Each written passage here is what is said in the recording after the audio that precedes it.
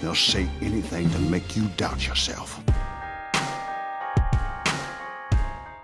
Number 20. Maleficent's Transformation, Sleeping Beauty.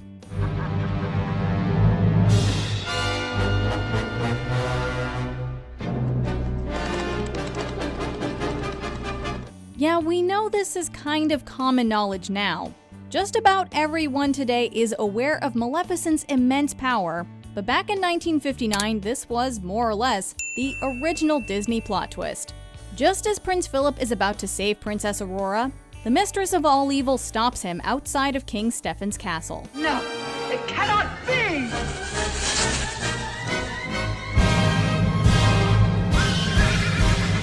A bit of maniacal laughing and a massive column of green fire later, Maleficent reveals herself in the form of a vicious dragon. Now shall you deal with me, O Prince, and all the powers of hell!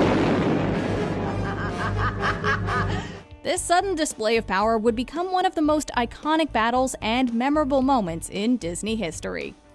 Number 19. Fred's dad was a superhero. Big Hero 6. This is your house? I thought you lived under a bridge. Well, technically it belongs to my parents. They're on a vacay on the family island. Just when we thought Big Hero 6 was wrapped up in a nice big bow, Disney went and blew our minds in a post-credit sequence. Fred stands in front of a family portrait and talks to his dad, but as he touches the frame, the picture opens a bit. I just wish I could share my accomplishments with you. You mean so much to me, and honestly, I've always felt a distance, what with you being on the family island all the time, and I just wish you could see how... Behind it is a small room containing superhero costumes, gadgets, and a sizable computer. Yep, Fred's dad was a superhero. I wear 'em front. I wear 'em back. I go go inside out. Then I go front and back. Dad! And of course, you can't have a Marvel movie without Stan Lee making an appearance. Superheroes in New York? Give me a break. Rest in peace, you comic book legend. We have a lot to talk about. Number 18. Charles F. Muntz turns out to be evil. Up. Humiliated, Muntz vows a return to Paradise Falls and promises to capture the beast, alive! They say you should never meet your heroes, and we experienced that lesson firsthand in Up when Carl and Russell have dinner with Charles F. Muntz. Charles tells the two he's been looking for a rare bird that just so happens to fit Kevin's description. Leave it to Russell's naivete to let the cat out of the bag, or the bird, and as soon as he does, the whole tone changes. They soon find that this mountain is a very dangerous place. Hey, that looks like Kevin. Kevin? Charles shows the pair the caps of various explorers he's met and subtly threatens their lives. An old man taking his house to Paradise Falls.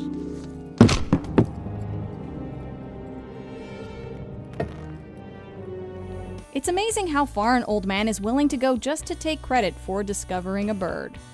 Number 17. Gurgi's Sacrifice, the Black Cauldron. Gurgi is bold and brave.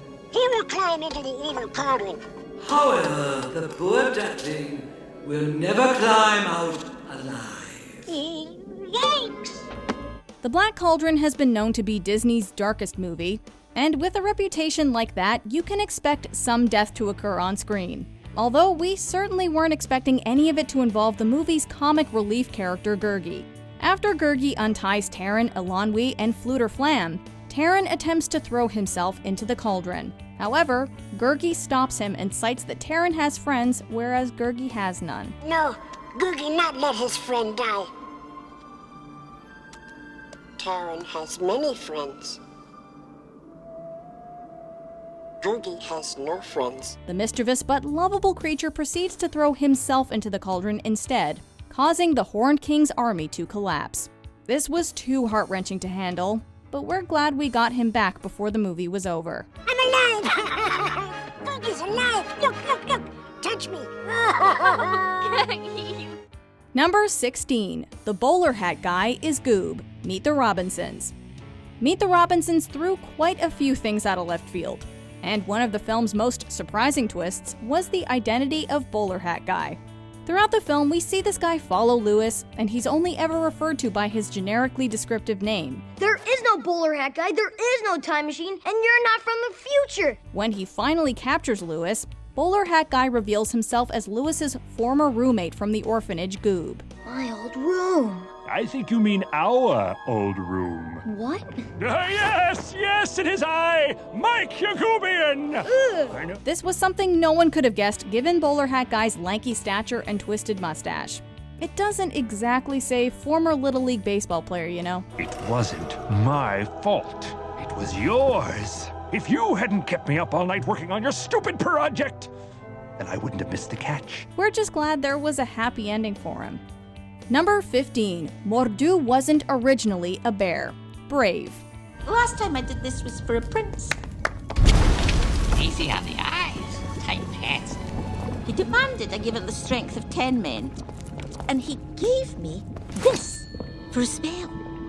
A spell that would change his fate. While following a wisp to an eerie area of ruin, Merida falls into a hole and finds a hidden temple that recounts a story her mother used to tell her. But the oldest prince wanted to rule the land for himself. He followed his own path, and the kingdom fell. As she observes more of the scene, noticing a cracked mantle and pile of skeletons, Merida soon realizes that she has stepped foot inside of Mordu's lair and that he was the human prince in her mother's story. The prince became...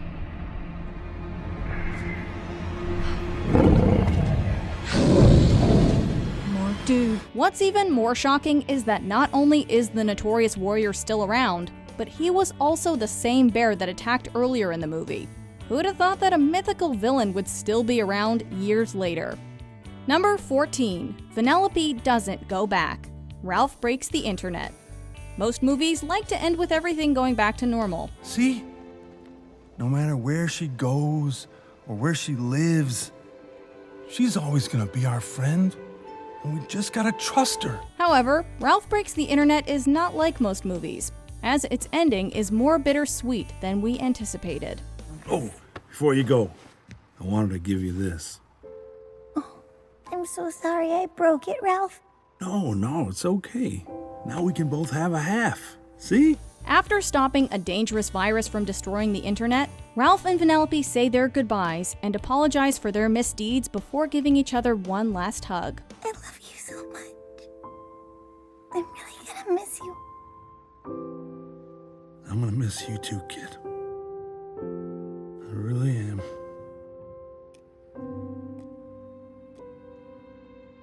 Typically, this would be the part where someone changes their mind and chooses to go back to normal, but as Vanellope ascends the staircase to Slaughter Race, we realize this truly is farewell. The arcade won't be the same without you, kid. Number 13. Gazerbeam's Fate, The Incredibles. Of all the Pixar movies, none had a twist more grim than this. Throughout the first half of The Incredibles, we're made aware of the sudden disappearance of a super known as Gazerbeam. You remember Gazerbeam? Yeah, there was something about him in the paper. He had trouble adjusting to civilian life, too. When's the last time you saw him? I don't see anyone from the old days, Bob. Just you. However, we don't discover his fate until after Mr. Incredible's first encounter with Syndrome, who reveals himself to have been the hero's biggest fan, Buddy Pine. After all, I am your biggest fan. Buddy? My name is not Buddy! It appears that Gazerbeam had died in the caves while trying to hide from Syndrome, but at least he managed to burn Kronos into the cave's walls and stalagmites prior to. We had a feeling Gazerbeam might have died, but we never anticipated to see his remains as they were in his final moments. Dang, The Incredibles is a little more disturbing than we remember. Number 12. Stinky Pete was behind everything. Toy Story 2. The museum's only interested in the collection if you're in it, Woody. Without you, we go back into storage. It's that simple. Lotso may have played the bad guy disguised as a friend card, but the original was none other than Stinky Pete. Throughout Toy Story 2, Stinky Pete presents himself as an understanding and compassionate old-timer. He isn't aggressive about his plans to go to Japan until Buzz and the gang arrive to retrieve Woody. Prospector, how about you?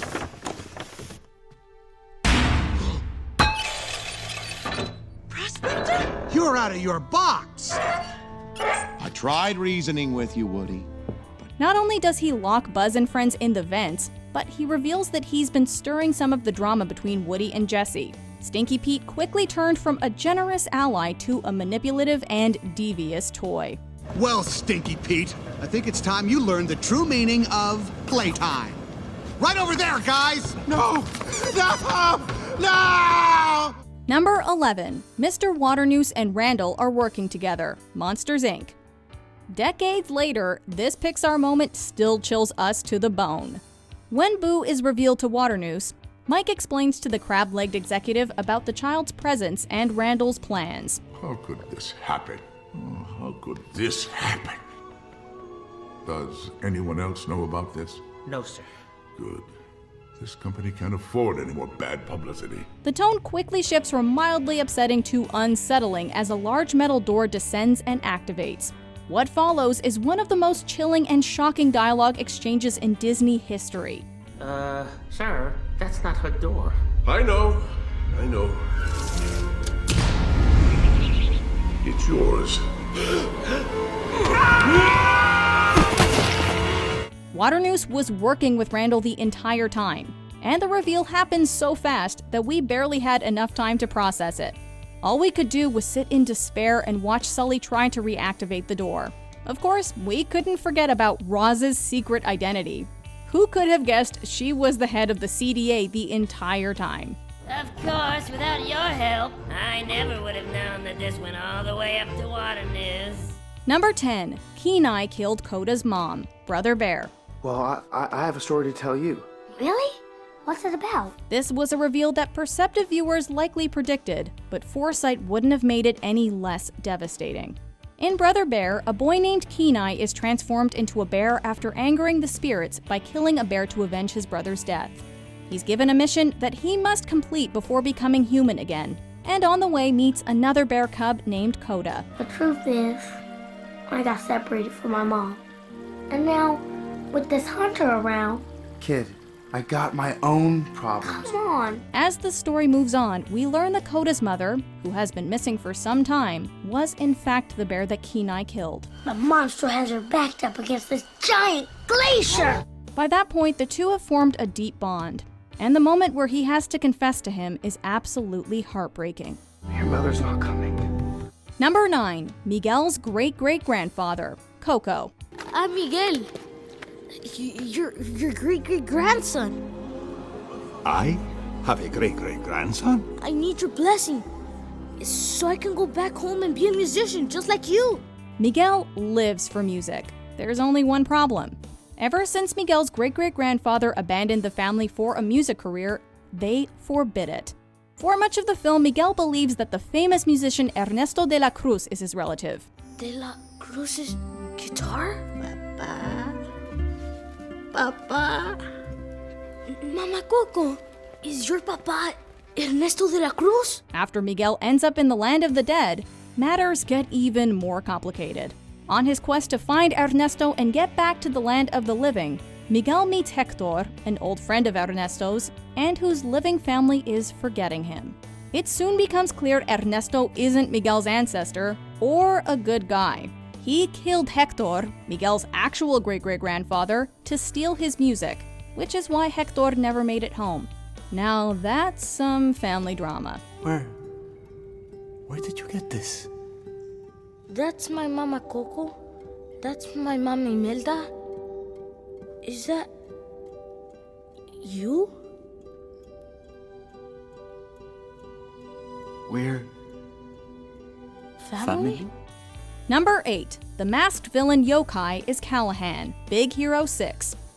Set in the fictional future city of San Francisco, a young inventor named Hiro Hamada quickly shows the robotics world what he's made of, and attracts the attention of Professor Robert Callahan, the robotics department head at the Institute of Technology, and entrepreneur Alistair Cray. Well, Mr. Cray has cut corners and ignored sound science to get where he is. As the events escalate, it looks like Callahan has been killed, and suddenly a villain in a kabuki mask has taken Hiro's invention. and will do anything to keep it. Let's not jump to conclusions. We don't know. He's trying to kill us. He's trying to kill us! Both the film's characters and the audience think for quite some time that Cray is the man behind the mask. Cray's the guy in the mask. When Yokai was unmasked and revealed to be none other than Professor Callahan, well, we had to pick our jaws up off the floor. Professor Callahan? Number 7. Meg conspired with Hades. Hercules. If I say I want Wonder Boy's head on a platter, you say medium or well done. When Hercules first meets Meg, she's in a sticky situation with Nessus, providing our hero with a convenient opportunity to come to the rescue and impress the damsel in distress. I'm a damsel. I'm in distress. I can handle this. Have a nice day. It quickly becomes clear that she's no helpless victim and can totally hold her own, keeping Hercules on his toes with her sarcasm and quick wit. Much to Hercules' shock, and the audience's as well, we learn that she's been manipulating our hero from the very beginning. I mean, your little chickie poo here was working for me all the time. Duh. You're lying! Her soul belongs to Hades as a result of a bargain she made to save a past boyfriend, who quickly betrayed her and left her in Hades' debt, heartbroken and understandably jaded. Number 6. Wilbur is actually Lewis's future son. Meet the Robinsons. Your hair's a dead giveaway. Why would my hair be a dead giveaway? That is an excellent question. When a movie involves time travel, it's inevitable that there will be some unpredictable twists and turns. Meet the Robinsons may be one of Disney's lesser-known animated films, but you shouldn't underestimate it. It delivers big surprises. Lewis is a young inventor who meets a boy named Wilbur Robinson at a science fair who claims he's a time traveler and proves it by taking Lewis to the year 2037. In a twist that no one could have seen coming, it turns out that Wilbur's dad Cornelius is actually Lewis in the future, and Wilbur is his son. Are you saying that I'm Wilbur's dad? Ooh, give the boy a prize! Admittedly, you might have to watch the movie to fully grasp the impact of this one. It was our first real invention. It's the one that started it all. Wowee. Number 5. Eugene cuts Rapunzel's hair. Tangled. I can't let you do this. And I can't let you die. We all knew the story of Rapunzel long before seeing this 2010 Disney film, but this modern adaptation takes some liberties with the classic fairy tale. Tangled adds dimension to the powers of Rapunzel's hair, giving it healing powers and anti-aging abilities. As a result, many people are attempting to take advantage of Rapunzel in order to reap the benefits of her magical hair. I love you most. When her closest ally Flynn, aka Eugene, chops off her magnificent mane though, we were totally floored. Eugene. It takes us a few moments to realize that he's actually doing it for her own good. Thanks to a little unexpected leftover magic, the move even secures their happily ever after. Number 4. King Candy is Turbo. Wreck-It Ralph. You game jumped? Ralph, you're not going turbo, are you? What? No. In this video game-inspired film, the titular Wreck-It Ralph is a villain who longs to be a hero. Sure must be nice being the good guy. Along the way, however, he sets some potentially devastating wheels in motion, forcing him to become a real hero to fix his mistakes. In the game Sugar Rush, Ralph attempts to help Vanellope, a glitch who wants to become a playable character. Nothing is as it seems in Sugar Rush, however, and we learn that the supposed hero King Candy is actually Turbo, an infamous rogue character. I'm Turbo, the greatest racer ever! Furthermore, it's revealed that Vanellope is really a princess and former protagonist of the game Turbo Corrupted. All hail the rightful ruler of Sugar Rush, Princess Vanellope.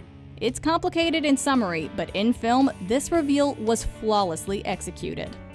Number 3. The Wolf in Sheep's Clothing. Zootopia. How did you know where to find us? I'll go ahead and I'll take that case now. 2016 Zootopia may seem like a fun romp through an exciting anthropomorphic animal world, but if you take a closer look, there's a lot going on underneath the surface. The moral takeaway of the film is about prejudice and bigotry, and no one better exemplifies this than the character of Dawn Bellwether. This sheep is introduced as the assistant mayor and seems as sweet as can be, endearing herself to Judy as a fellow small animal. Us little guys really need to stick together, right? Like glue. Good one. In the end, though, it's revealed that she is actually the villainous mastermind behind the drugging of predators in the city. Fear always works. And I'll dart every predator in Zootopia to keep it that way. Because of her diminutive stature and personality, this one came as a total shock. It's called a hustle, sweetheart. Number 2, Te Fiti is Te Kā, Moana. Te Fiti. It's gone. The primary villain in Disney's 2016 film Moana is a fiery demon called Te Kā. What neither viewers or Moana knew, however, was that Te Kā was actually transformed into her current state by Maui, the demigod.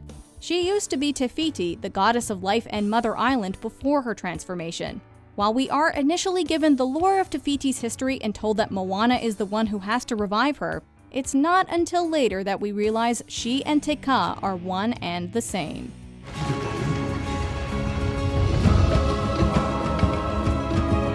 Before we continue, be sure to subscribe to our channel and ring the bell to get notified about our latest videos.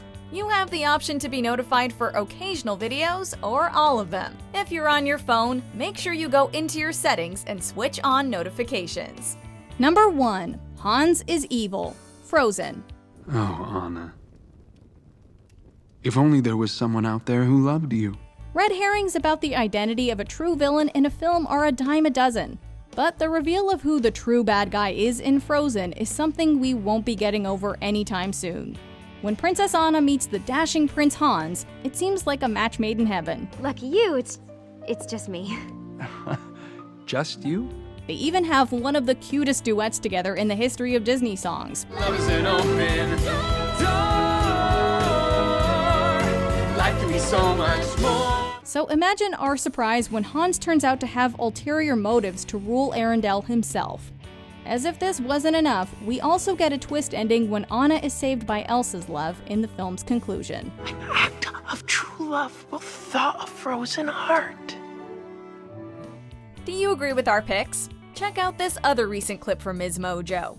And be sure to subscribe and ring the bell to be notified about our latest videos.